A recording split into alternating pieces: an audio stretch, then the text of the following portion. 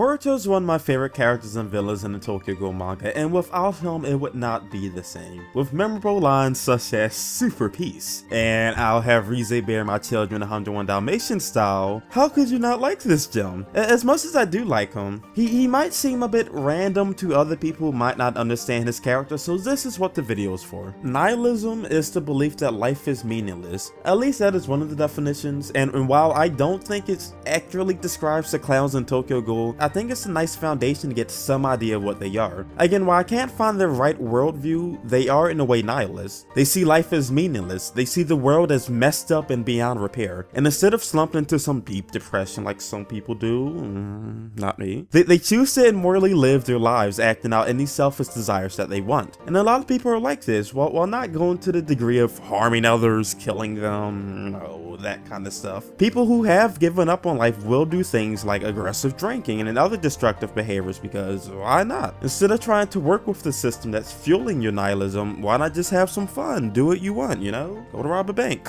This is what I believe the general philosophy is of the clowns in Tokyo Ghoul. A bunch of broken people who have given up on the world and have chosen to enact their desires so that they can feel a sense of fulfillment. That was a mouthful. This is where Furuta comes in, and spoilers for literally everything from Tokyo Ghoul to Tokyo Ghoul Re. See, Furuta is a half ghoul from the Washu clan, a clan of elite and powerful ghouls who have survived through inbreeding to preserve their bloodline. Furuta spent most of his younger days growing up with Rize, our favorite binge eater. They actually had a pretty good childhood growing up and wanted to get married and die old together. But as a half ghoul created by the Washus, his lifespan was shortened and he would only live to maybe 30 if he was lucky. And on top of being practically born a bottom tier in the social rankings of his family, around the same time he found out that Rize's sole purpose was to be a baby maker for the other Washus to keep the bloodline strong. He later helped her escape so that she could experience her own life on her own. And it's hard to tell when things happen as the timeline is a bit iffy, but after finding out that he was dying around maybe 12, Furuta decided that he was going to have as much fun as possible and probably release Rize after that. I think that realization that he was dying is the sole motivator of his actions. He was dying. His life was stolen from him by his own family. He could never have the life he wanted with Rize, so he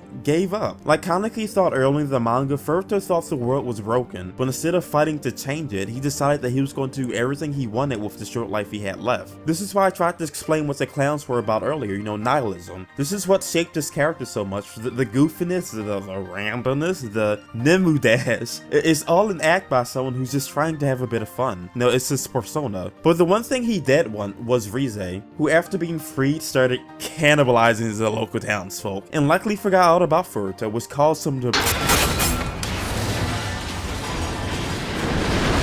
She, in fact, was the one thing separating Furuta from the rest of the clowns. There was a point to his madness, and it was all for Rize, the woman he loved. And I think it was fitting that at the end of the manga, as he's lying up against the wall, he asked Kaneki, "Would you laugh if I told you that I just wanted a normal life with Rize?" And as he loses consciousness, his mind drifts back to the scene where they were kids and everything was all happy. When people feel like their life are being taken away from them or that there's nothing to live for, it can lead to a lot of dangerous things like depression, addiction, drug abuse, suicidal tendencies, and other destructive behavior, excessive drinking, gambling, sex. All of these things are real outlets for people who have given up on life. And while they don't try to destroy the world or go over the edge like some of these characters have done, would they if they had the power to? If you found everything that made you happy was ripped away from you, or if you had the sudden realization that nothing matters, and you had as much power as Furuta did, or some of these other characters, or would you go as far as them? If you're the president of your own country, or a powerful politician, or a police captain, or an FBI agent, or if you suddenly found you had super strength and you couldn't die, if you had given up on the world and had this much power to do whatever you want, would you do it? Cause I think a lot of us would. And once I started to understand that Furuta wasn't just some lunatic, that he was just a man who had created this Joker persona in response to all the pain he's gone through, I started to like him a lot more.